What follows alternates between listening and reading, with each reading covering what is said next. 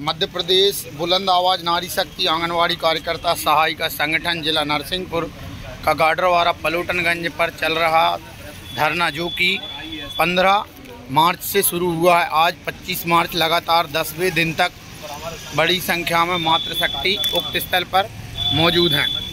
उक्त आंदोलन के लिए समर्थन देने अजाक्स तहसील इकाई गाडरवारा पहुंची।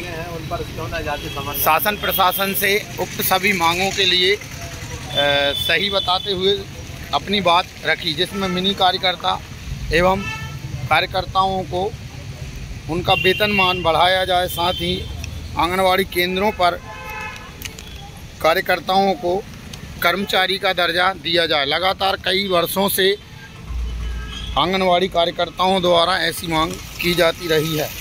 शासन द्वारा उपेक्षा का शिकार हो रहा है। जानकारी क्या है हम कि आंगनवाड़ी कार्यकर्ता और सहायिका बस आप